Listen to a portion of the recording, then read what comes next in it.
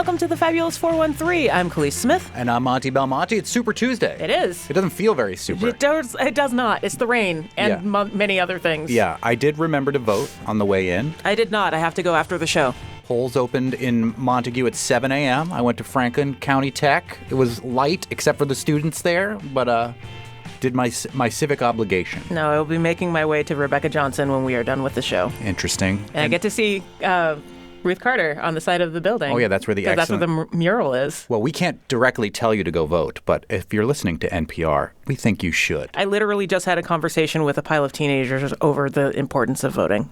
It felt kind of good. Yeah, it does feel kind of good.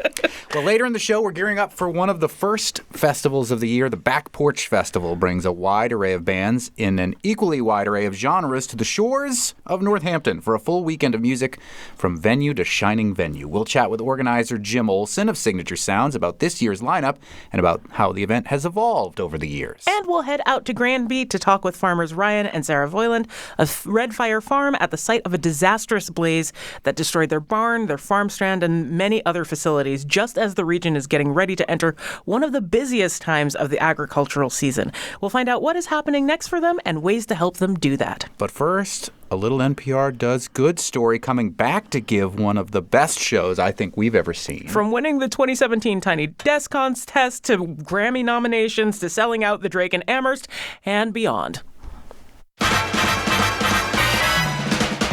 Where are you coming from and are you now? In my bed. Best place to do an interview. The most comfortable place to do an interview. I don't know if we've interviewed anybody from their bed yet, so this is fun. What?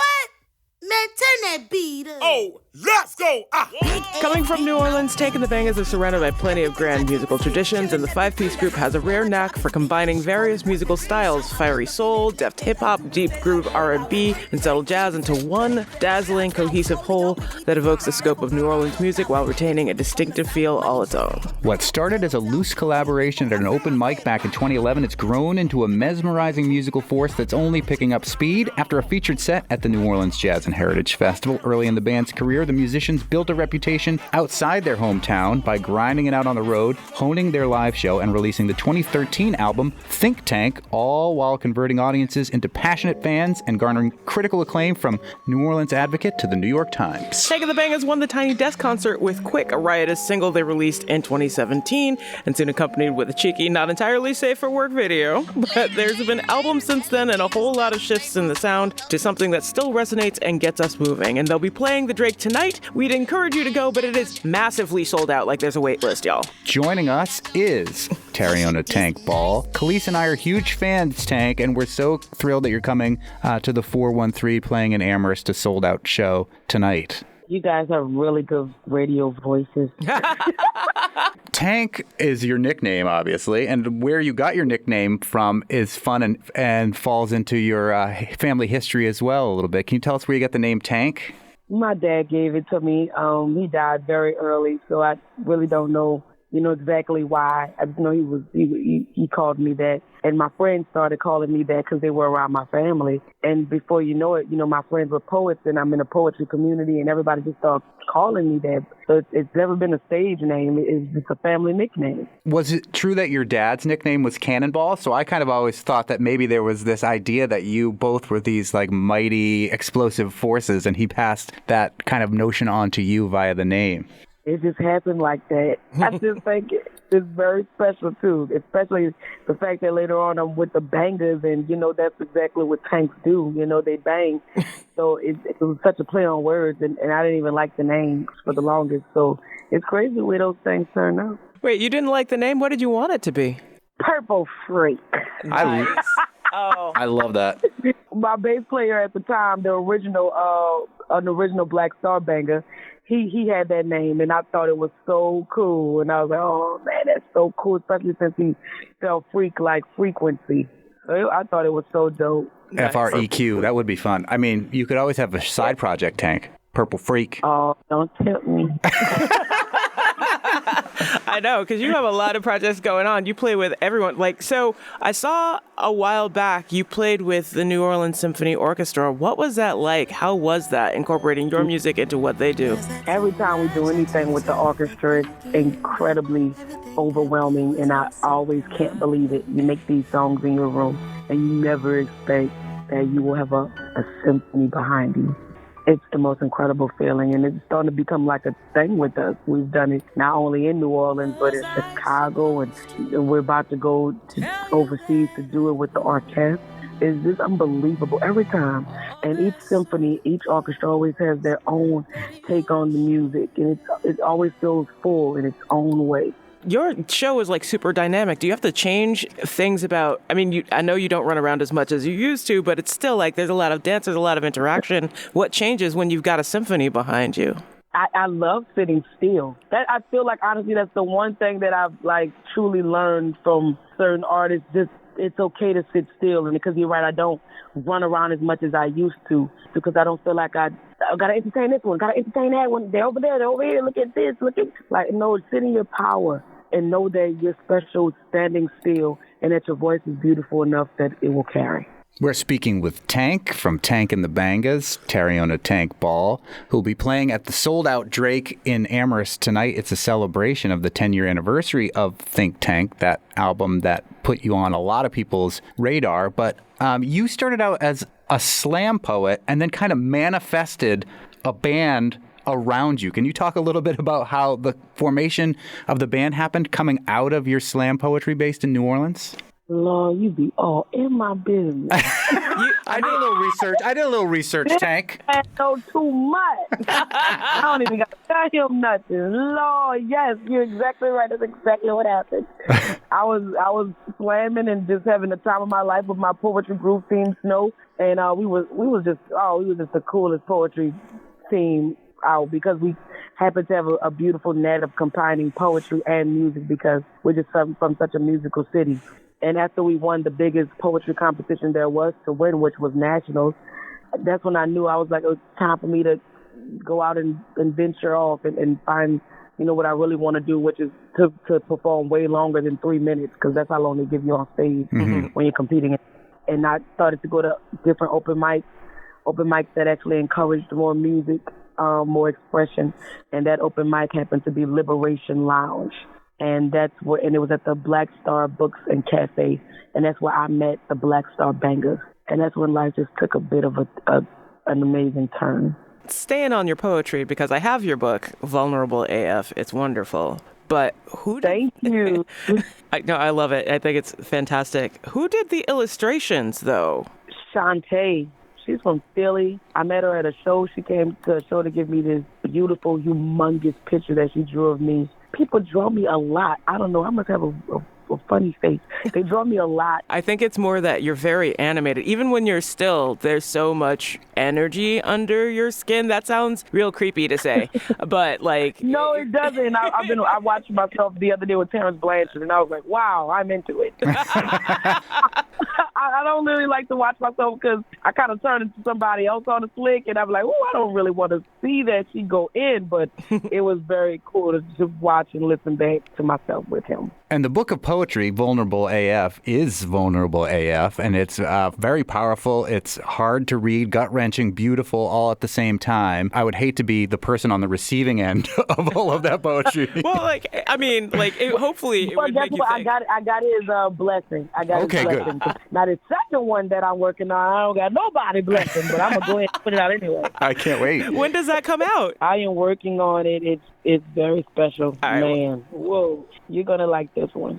Do you have to approach the poetry that ends up in a book, like on the printed page, differently than you approach the lyrics that you bring to the band? Or is it all coming sort of from the same place? They come from the same body, but not the same vein, if that makes any sense. When they're trying to get a shot, sometimes they move around. Yeah. So it feels like that. But my poems are my songs.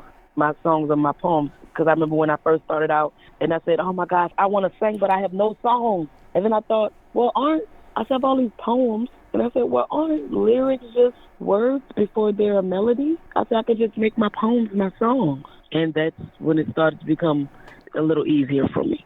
Tariona Tank Ball from Tank and the Bangas playing at the Drake in Amherst tonight. Unfortunately, the show is sold out, so if you don't already have tickets, this may be as close as you'll get to Tank listening to our show. But I would very much encourage you to, the next time they are nearby, or if you have the opportunity to go further east to see them at City Winery, which I don't think is sold out, Tank and the Bangas are one of the best shows I've ever seen. It's a religious experience. It feels like nothing short of that. How can you muster that much energy in show after show after show? It seems like it's exhausting, even if you're not running around all over the place. The amount of emotion and raw spiritual energy that you bring to the stage must be exhausting. How do you keep that well full?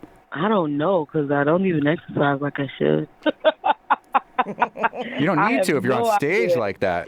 I don't understand. Even they tell me, you know what? It's the band. Mm-hmm. It's the people that's behind me. And it's the people that's in front of me. And it has to be the God within me that just gives me this energy. It's almost like a light turns on. The moment I hear that music, I get so excited backstage when I hear them about to do this intro. Oof, it puts a fire inside, and you just get so excited. And then you hear the crowd screaming, and you just know it's time. I want to ask you about the other end of the process, about recording, because from Think Tank to Green Balloon to Red Balloon, the overall production changed drastically in a really good way, I feel like. I feel like on Red Balloon, you finally got like an engineer and a producer who really understood making your music sound as close to that on stage feeling as possible. Can you talk about like the changes that you made from that first album in 2013 to like now? I think it was just the moment of finding yourself and figuring out the sound you want and being in a studio and different producers. It's like being in relationships. They bring out different parts of you. You know, with your last partner, you may not have been so romantic. With your last one, maybe not so open, maybe not so vulnerable, maybe not so adventurous. You know, now you hitchhiking now. You didn't even want to be in the forest before, you know? So different people really bring out, you know what I'm talking about. Yes. You know, different people really bring out different parts of you. And that's the exciting part about being with different producers, because I'm always with my band. We leave the studio surprised every time, and we want to play the new song over and over and over again. We are always excited about what we just made. I definitely consider it to be making magic, because it wasn't there before, and now it is. And that's the very definition of the magic. You know, Tank was a teenager fumbling around in the dark trying to find herself, and Green Balloon was her first love, and in Red Balloon they had been dating for some years. It just feels like a girl that's on her own journey, and I'm even more excited about what I'm creating now, and it's so perfect because Tank is so reflective of where I'm about to head now. We're speaking with Tank from Tank and the Bangas, who are at the Drake in Amherst tonight. We are on a public radio affiliate station here, and I think a lot of people might have first heard from you when you won the 2017 Tiny Desk concert through NPR. The only time it's been unanimous, as far as I know. You like a loop loop. I feel like I'm going round and round with you. I feel like the holes inside my soup, but don't nobody get full up of eating. Tell us about how winning that impacted your career. It changed everything.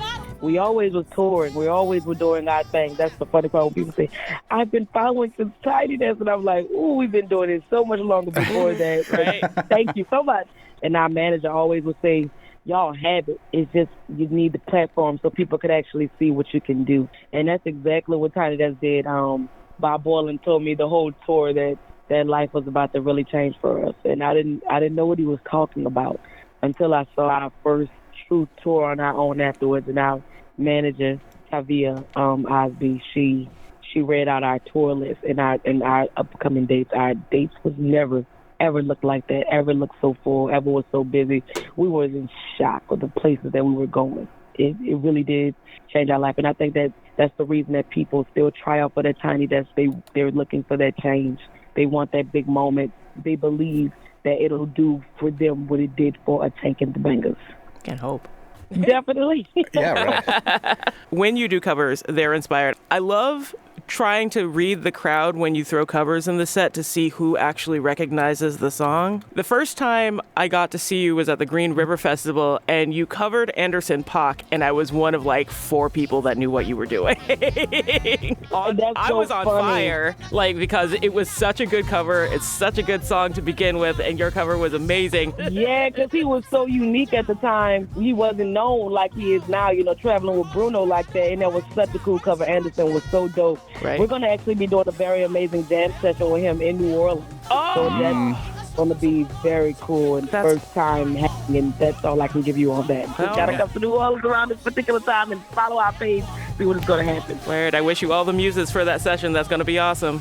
Oh, yes. And speaking of covers, I will say that it was very meaningful and powerful, your version of What the World Needs Now, when everybody was in lockdown in the middle of that summer of 2020. So, yeah, that really hit the spot. Oh, thank you. It was so special, and we did it right before lockdown. That's why everybody's hugging so much, because, when everybody was locked down, nobody wanted to touch anybody. So when I even watched the video, it was like, oh, I missed this. Such a marking of the time. Yeah. Yeah. There's just too little of the world. I made a COVID quarantine commitment to myself, Tank, that I would not make any excuses to not visit New Orleans once lockdown was over, and I finally got to go to New Orleans for the first time last year. My 16-year-old, who is underage, 16 years old, is going to New Orleans for the first time with a group of students on Sunday. What's one thing he should make sure to do, given that he's only 16 and underage, when he's in New Orleans this weekend? There's so much to do, and I know it sounds crazy and it may even sound romantic, but just him alone or him with a friend to take a carriage ride through the French Quarter.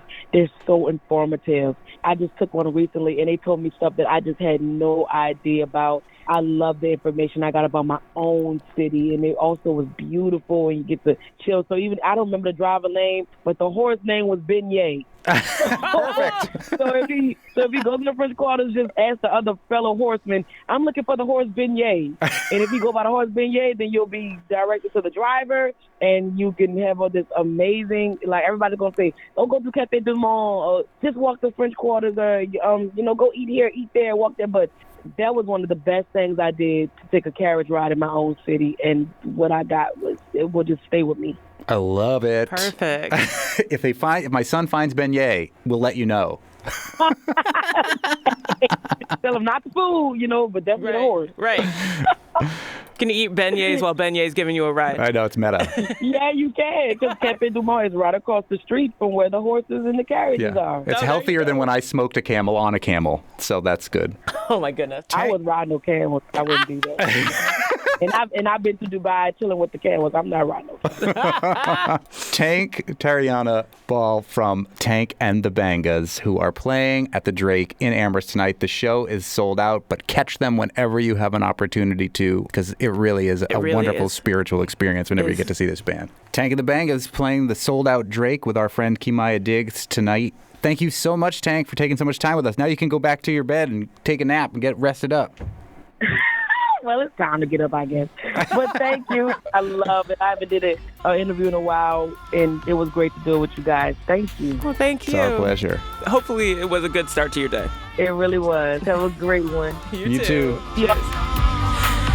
And small correction, you might have to wait for the next time to see them when they're in town, because it looks like City Winery in Boston is sold out also. They have a wait list. So be on the lookout for the next time they're in the area. As we mentioned, it is well worth it. They are one of the best live shows. Later, we'll hear all about the Back Porch Festival happening next weekend in Northampton with the person who brought Tank and the Bangas to the Green River Festival, Jim Olson of Signature Sounds. But right now, we turn to Ryan and Sarah Voiland to hear how Red Fire Farm is hoping to bounce back from the inferno that ruined several of the facilities at their Granby location. You're listening to the Fabulous 413 on 88.5 NEPM.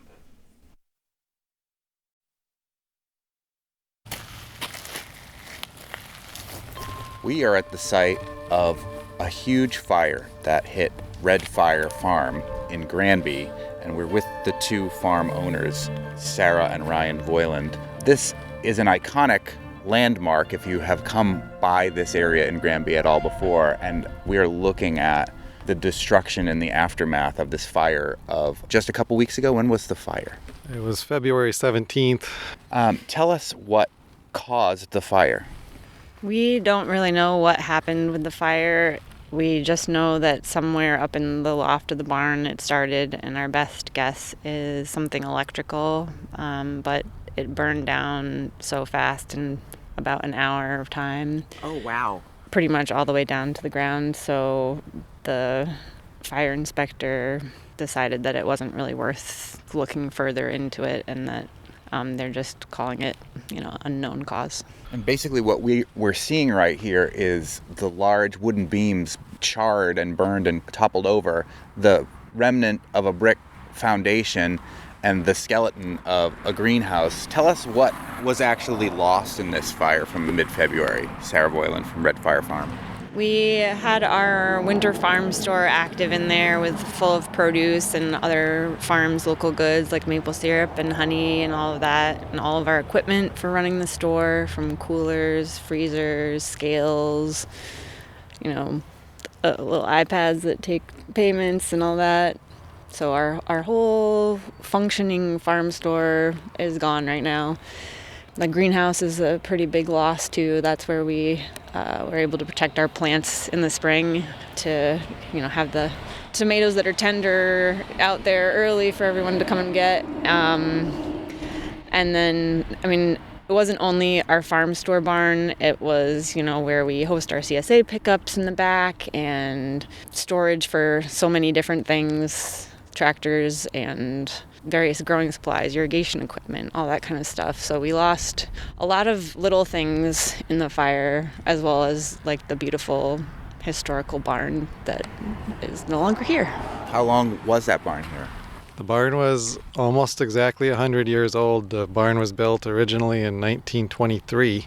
The barn was an amazing structure. It was built out of chestnut beams.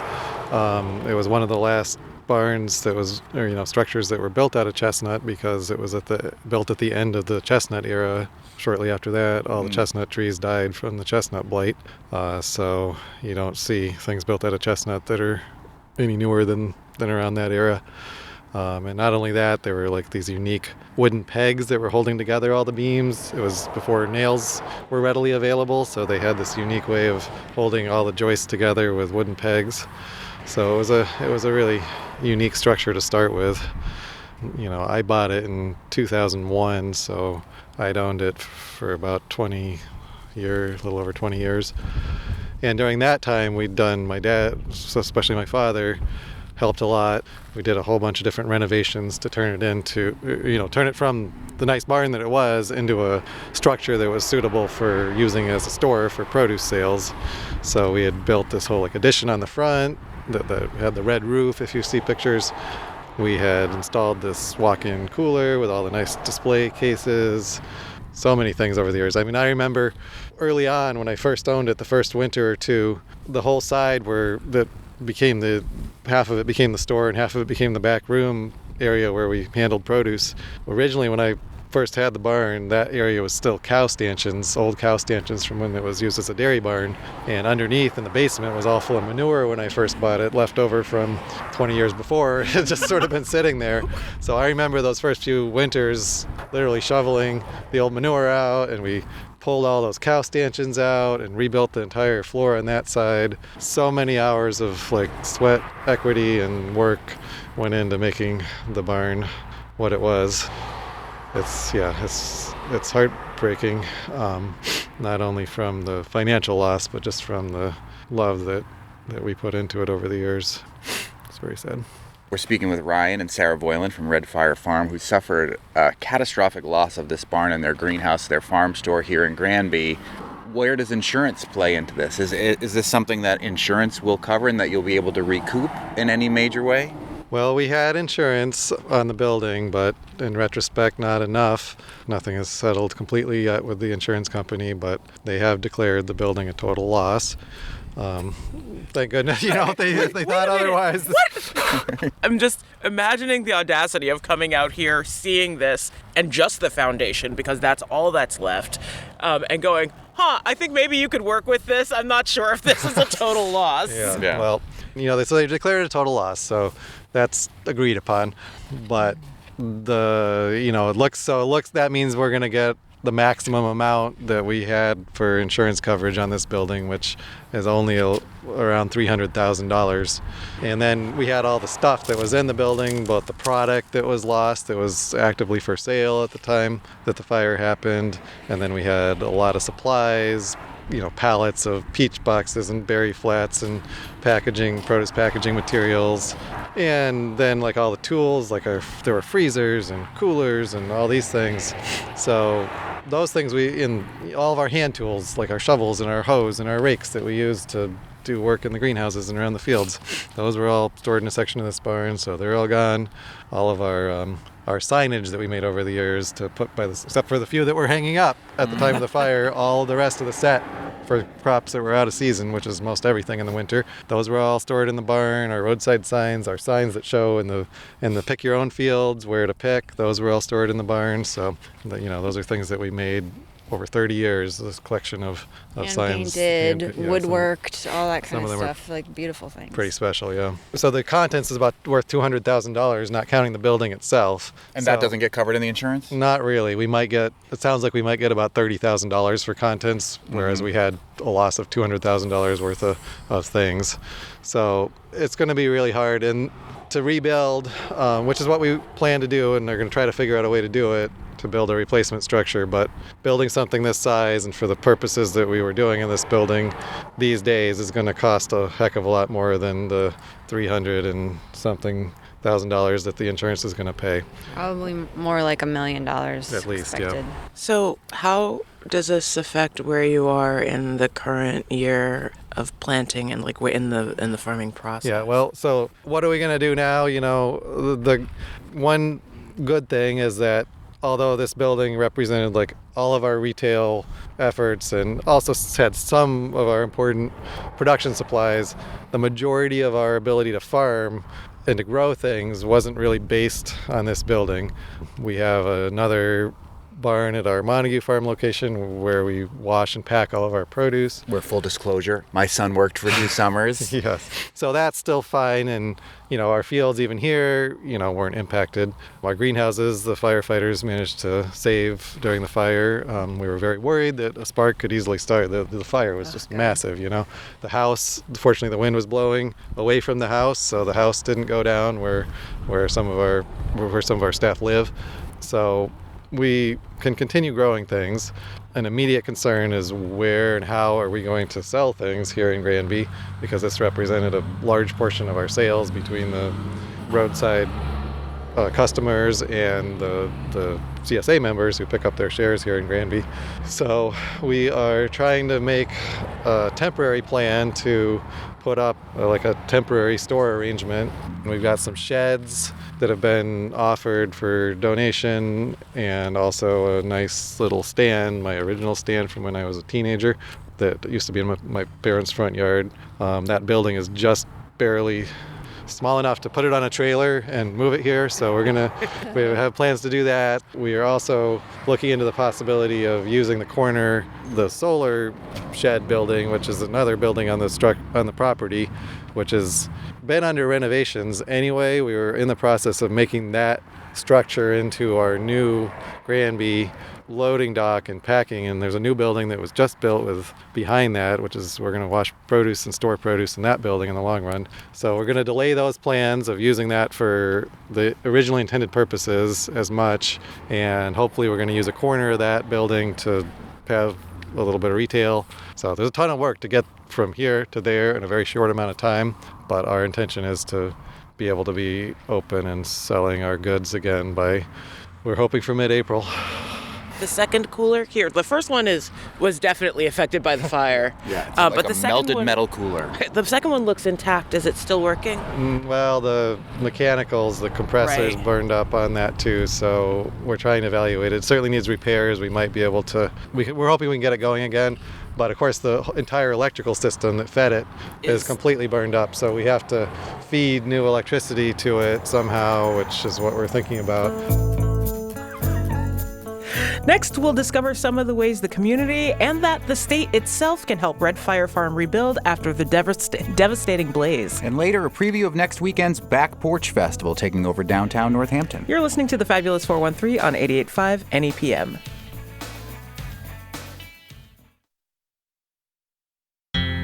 We're in Granby with Sarah and Ryan Boyland of Red Fire Farm, who had a major fire here in the middle of February. Last year, for many farmers in Massachusetts and Western Mass, was a disastrous growing season because of the floods, because of the heavy rain, because of a frost that happened at the poor timing early in the season. And the state government, with a public-private partnership, came together to create a fund that was there to help support farmers. Then there's been some state legislation that's been introduced to try to have emergency funds available for farmers. Does something like a fire like this fall into any of those categories? Has the state been able to be helpful in any way for helping to recoup the $1 million+ worth of damage that you've suffered in this fire?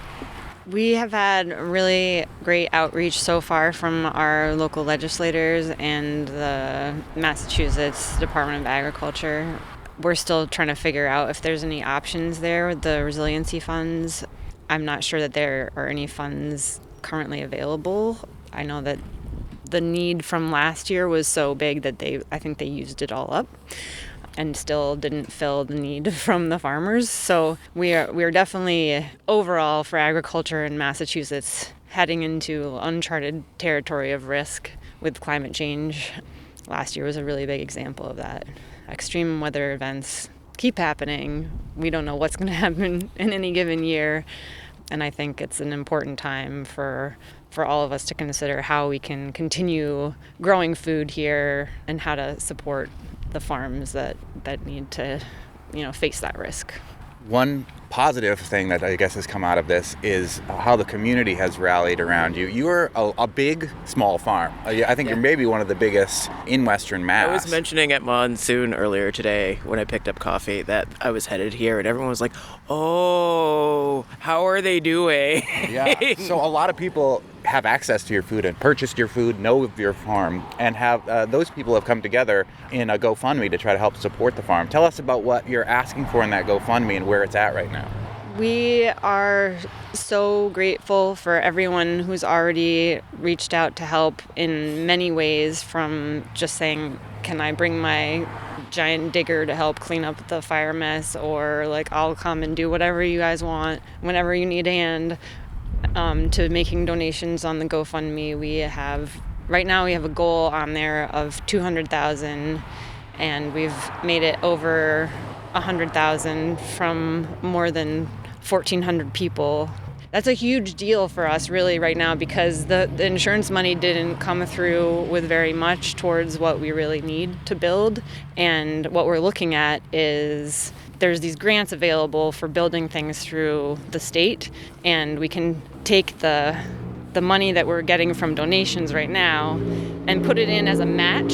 So anything that people donate right now can double when we put it towards the funds with the state. Having that base to enter into the grants will make a huge difference for us now. Because we have to apply for these grants, the timeline for when we'll be able to permanently start rebuilding is unknown right now, because it depends on when and if we receive these awards from the grants.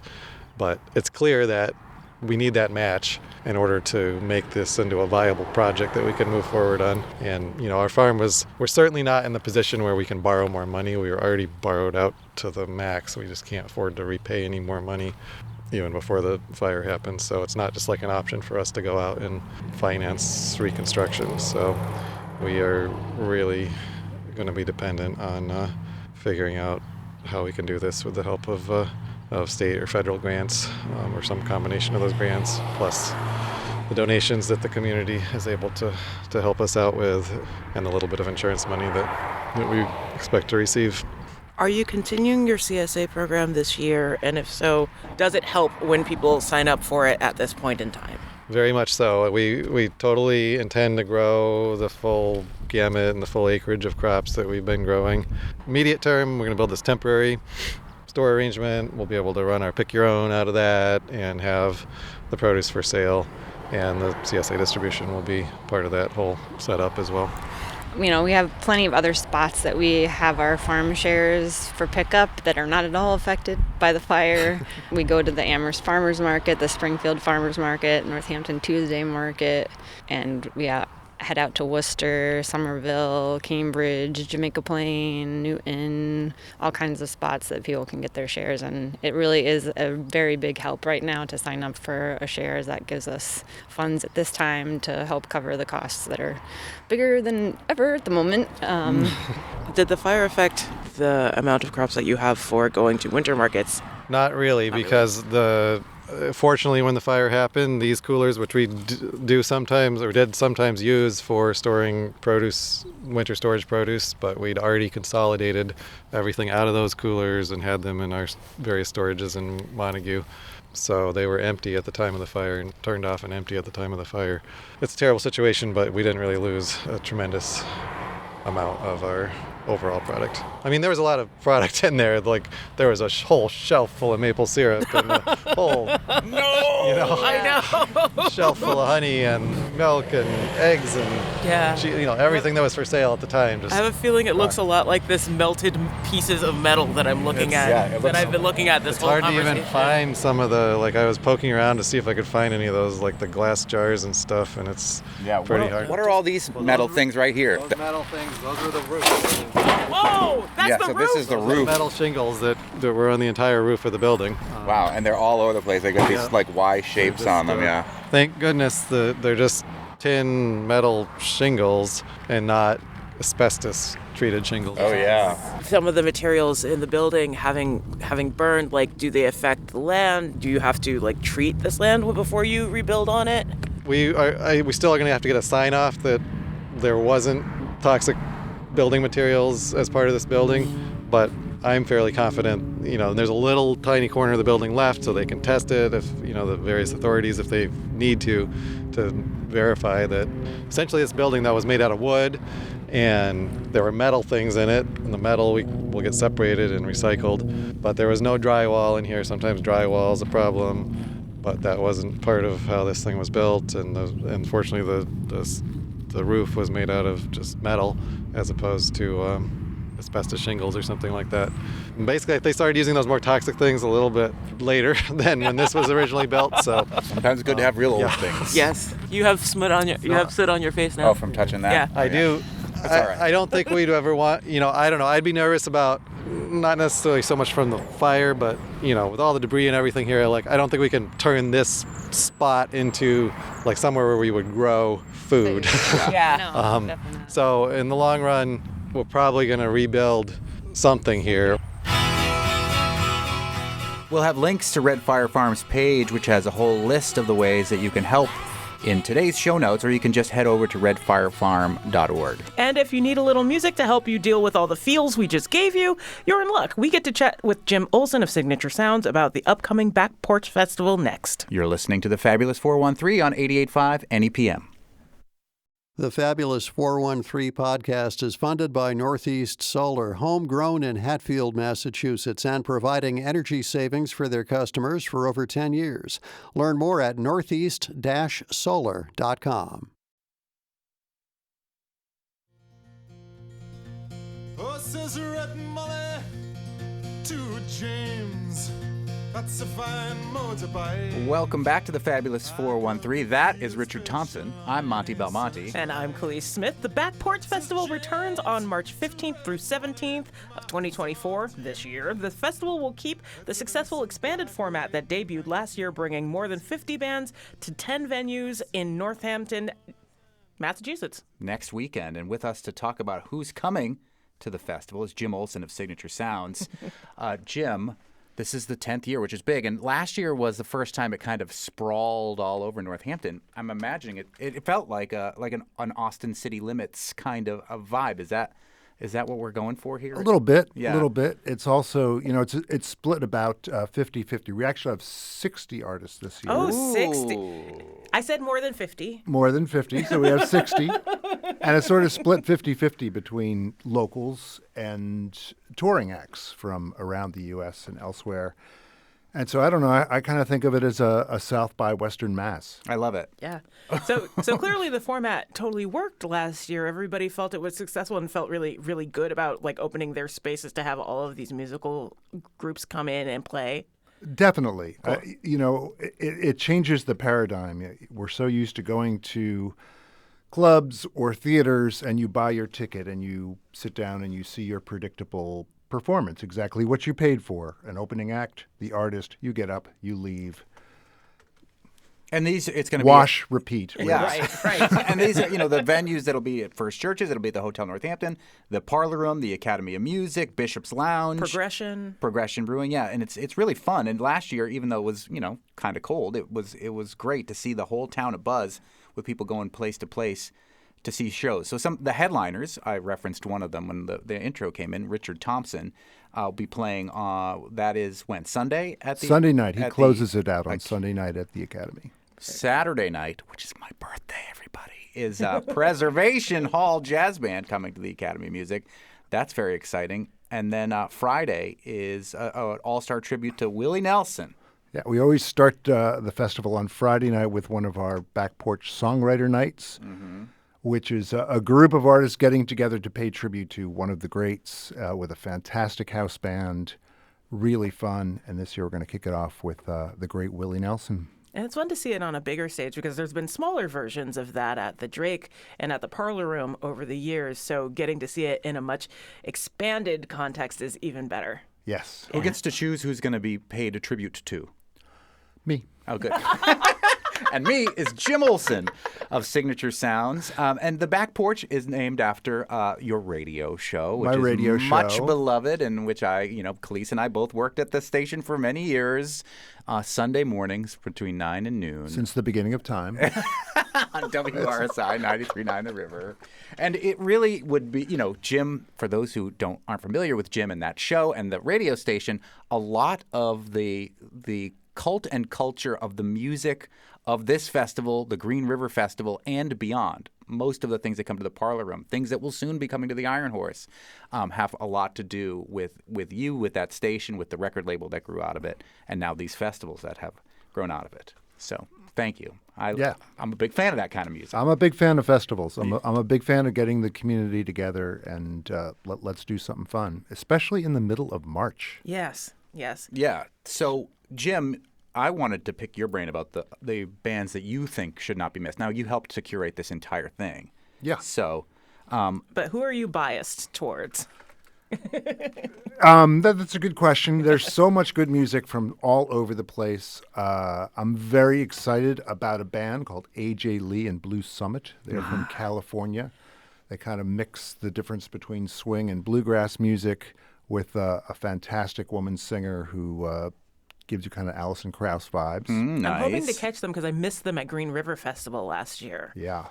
Well, there's a couple chances there at the Academy on Saturday afternoon and again Saturday evening at the Unitarian Society. So you gave me a list of artists to play. That wasn't one of them, though, was it? It was. It was on there, Monty. Pay attention. I'm going to check the record. Tell us about some of the other artists that you sent me that I have queued up that took me all afternoon to get ready to go. That it isn't that one. Them, Monty. I know. I could just tell us about Mimi Roman.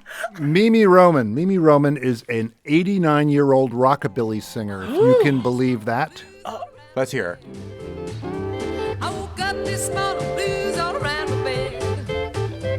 I didn't have nobody to hold my aching head. Oh, my goodness. It reminds me when Wanda Jackson played the Green River Festival in some ways. 89 years old, you said? 89 years old. Our friend Laura Cantrell, who's a wonderful singer, songwriter, musicologist in her own right, asked me, could I bring Mimi Roman with me? And I was like, who's Mimi Roman? And then I read about it. She had this incredible career where she was she was born in Brooklyn, learned to ride horses back when they had horses in Brooklyn. Whoa.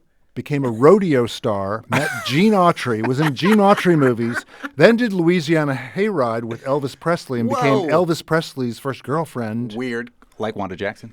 So it's kind of crazy. So Mimi Roman is going to join us and perform some with Laura Cantrell on Sunday afternoon. Oh, so that's exciting. That will be cool. Do you want to pick one from the other list that's down there, Khalees? I'm going to pick Las Cafeteras because there's a chance we'll be speaking with them next week. Yeah. And I think that they're absolutely fantastic. I'm so glad they're coming back.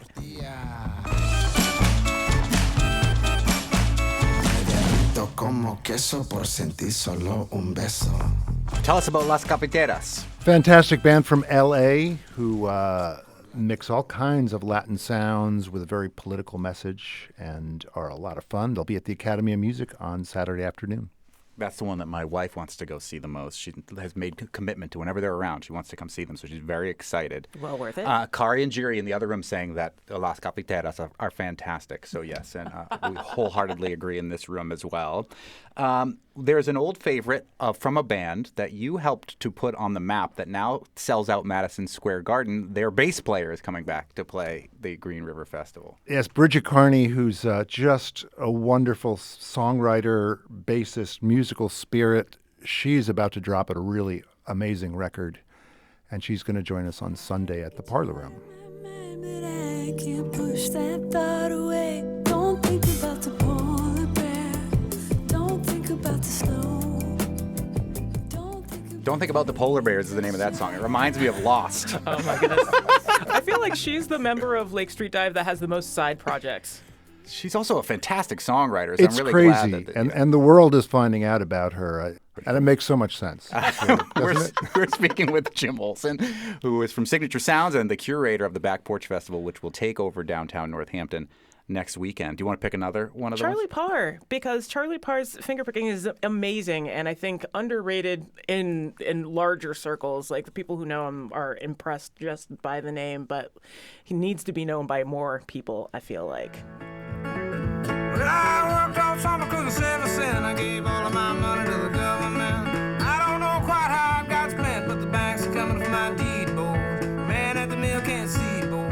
Let me get my feet for free, boy. Ain't that the way? Charlie's pretty amazing. He sort of takes the kernel of blues and expands it in a very cool way, and is, for one guy and a guitar, makes just a ton of music. Yeah, I don't think I know what Charlie Parr's face looks like, because every time I'm just looking at his fingers on the fretboard and trying to figure out what he's doing. What about Ward Hayden? Tell us about him. Ward Hayden is a great country rocker from Boston. He used to be in a band called Girls, Guns, and Glory. Oh, yeah.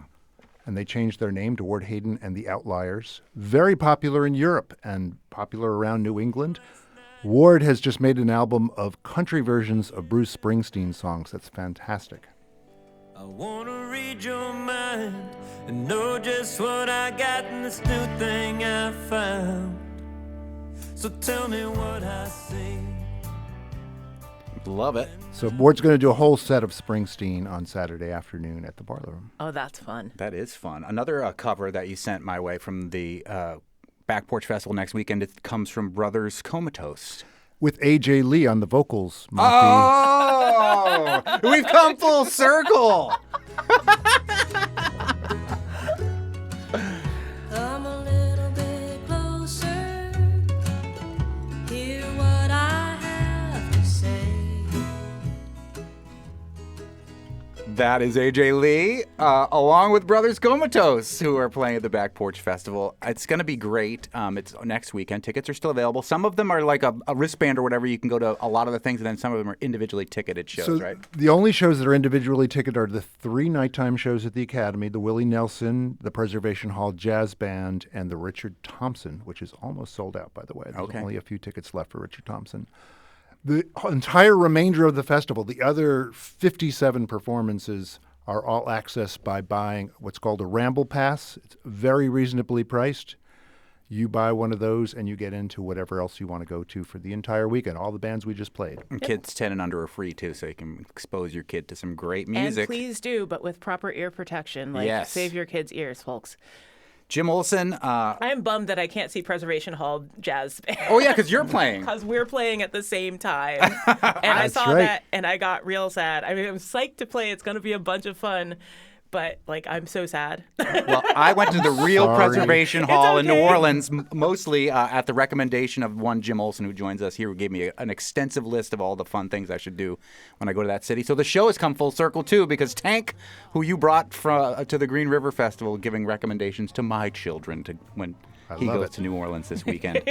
And I'll have a little bit of New Orleans next weekend on my birthday, Preservation Hall at the Academy of Music. Thanks so much, Jim Olson. Thank you, guys. Of course, it's going to be an awesome festival. I'm extremely excited. And this is Preservation you're listening to right now. Wednesday on the Fabulous 413, the sisters are doing it for themselves. Which is to say we're chatting with folks from Girls Inc., who've been empowering young girls and women in Holyoke for over 40 years and just got a new facility. Plus, we'll talk with one of our agricultural heroes who will be joining the storytellers of Field Notes on Sunday, Liz Ogilvie. And word nerd Emily Brewster takes on another listener question, as she often does. Or is it often? I don't know. I'm Monty Belmonte. I'm Khalees Smith. We'll see you tomorrow on the Fabulous 413.